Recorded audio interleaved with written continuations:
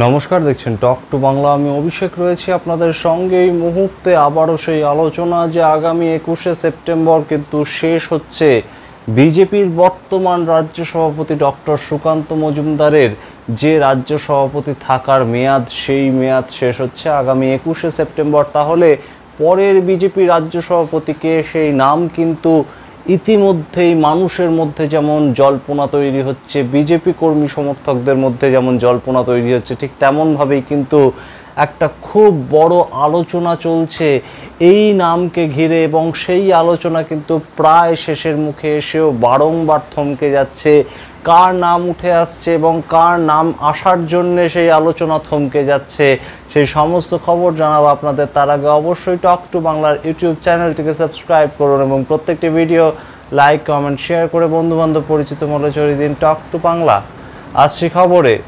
BJP রাজ্য সভাপতি কিন্তু অত্যন্ত ভাইটাল একটা পদ এই মুহূর্তে, যেখানে 2024 সালের যে লোকসভা নির্বাচন হয়ে গেল কিংবা যে উপনির্বাচন বিধানসভার হয়ে গেল, সেখানেও কিন্তু বিজেপির ভরাডুবি বলা যায় এক কথায়। সেই জায়গায় দাঁড়িয়ে কিন্তু বিজেপির সম্পূর্ণভাবে একটা হাল ধরার মতন একজন মানুষ বিজেপি খুঁজছে এবং সে জায়গা থেকেই কিন্তু আরএসএস সম্পূর্ণভাবেই সেই রাশটাকে নিজেদের হাতে রাখতে চাইছে। আপনাদের আগেই জানিয়েছিলাম, কিন্তু সে জায়গা থেকেই কিন্তু একটা বাদ সাধছে নব্য বিজেপি এবং আদি বিজেপির একটা যে লবি বিজেপির মধ্যে। এখনো পর্যন্ত বর্তমান সূত্র মারফত যে খবর উঠে আসে, সেই লবিটাই কিন্তু এখনো পর্যন্ত মূল একটা আটকে থাকার কারণ হয়ে দাঁড়াচ্ছে বিজেপির রাজ্য সভাপতি চুজ করার ক্ষেত্রে।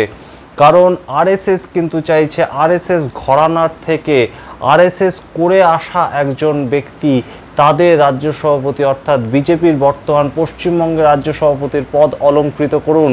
কিন্তু সেখানেই কিন্তু শুভেন্দু অধিকারীর নেতৃত্বে যে লবি তৈরি হয়েছে কিংবা যে একটা সংগঠন তৈরি হয়েছে, অন্য দল থেকে আসা মানুষেরা মূলত শুভেন্দু অধিকারীকে ফলো করে তাদের বিজেপির যে পলিটিক্যাল কেরিয়ার, সেই পলিটিক্যাল কেরিয়ারকে সামনের দিকে নিয়ে যাচ্ছেন। তারা কিন্তু অন্য কিছু চাইছেন, তারা কিন্তু চাইছেন জনপ্রিয় কোনো মুখ, এবং যে মুখ কিন্তু অবশ্যই এই শুভেন্দু অধিকারীর দিক থেকে হলে সেটা বোধহয় কোথাও ভালো হয়। আমরা অবশ্যই প্রত্যক্ষ করেছি যে বিভিন্ন সময় কিন্তু বিজেপির অভ্যন্তরীণ একটা কলহ, একটা ডিফারেন্সেস অফ ওপিনিয়ন তৈরি হয় শুভেন্দু অধিকারী বনাম রাজ্য সভাপতি কিংবা শুভেন্দু অধিকারী বনাম পুরনো বিজেপি অর্থাৎ আরএসএস ঘরানার থেকে যারা বিজেপিটা করতে এসছেন তাদের মধ্যে। এবং সেই জায়গা থেকে আমরা দেখেছি যে বিচ্ছিন্নভাবে কিন্তু শুভেন্দু অধিকারী কখনো আলাদা নিজের মতন করে নিজে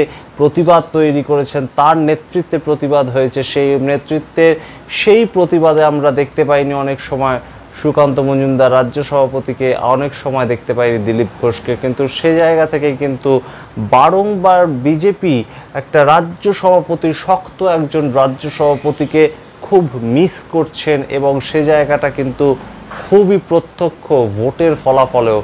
এবং সেখান থেকে কিন্তু এবার বিজেপির অত্যন্ত চিন্তা করার একটা সময় এসেছে।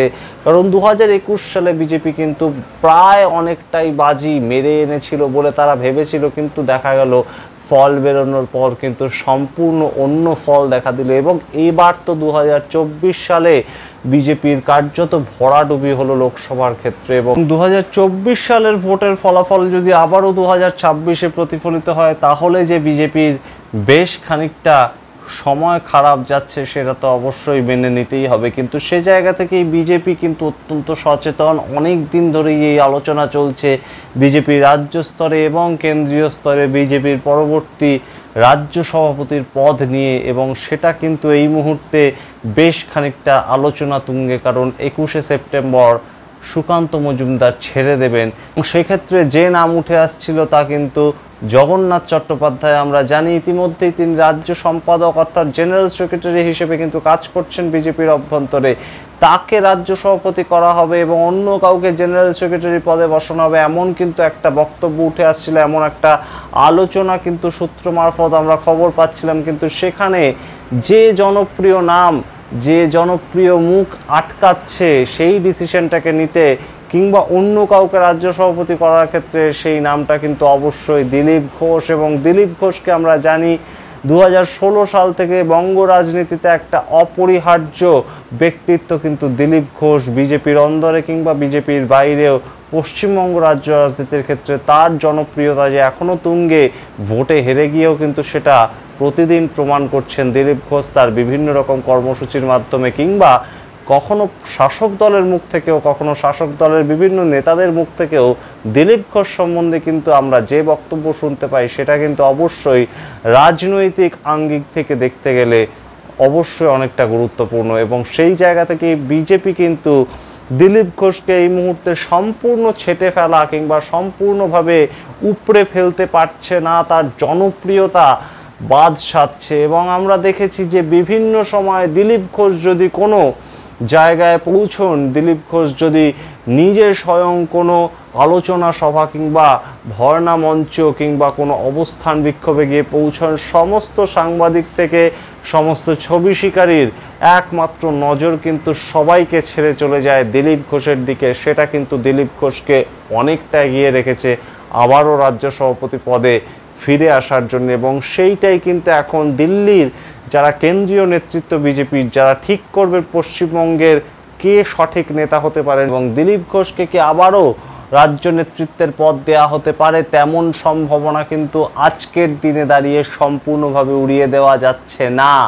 এবং অবশ্যই কয়েকটি নাম ঘোরাফেরা করছে জগন্নাথ সরকার থেকে, জগন্নাথ চট্টোপাধ্যায়ের মতো নাম যেমন ঘোরাফেরা করছে, ঠিক তেমন আরএসএস ঘরানার থেকে বেশ কয়েকটা নাম কিন্তু বিজেপি রাজ্য নেতৃত্ব কিংবা আরএসএস, পশ্চিমবঙ্গ আরএসএসের যারা রাজ্য কমিটি তারাও কিন্তু পাঠিয়েছিল কেন্দ্রীয় কমিটির কাছে, যারা আরএসএস করে উঠে আসছেন কিংবা আরএসএসের প্রচারক হিসাবে, ঠিক দিলীপ ঘোষ যেমন প্রচারক ছিলেন তেমন কয়েকজনের নাম কিন্তু উঠে আসছিল। কিন্তু সমস্ত জল্পনা কিন্তু এখন যে মানুষটিকে নিয়ে, তিনি কিন্তু দিলীপ ঘোষকে আবার রাজ্য নেতৃত্ব কিংবা রাজ্য সভাপতির পদ দেওয়া হয় কিনা সেটাই কিন্তু এখন দেখার বিষয়। এবং অবশ্যই আমরা যখন বিভিন্ন সূত্র মারফত খবর করছি তখন কিন্তু আপনারা কমেন্ট করছেন অন্য আরেকজন মানুষের নাম, তিনি কিন্তু অবশ্যই রাজ্যের বিরোধী দলনেতা শুভেন্দু অধিকারী। এবং আপনারা অনেকেই চাইছেন শুভেন্দু অধিকারীকে রাজ্য সভাপতি হিসেবে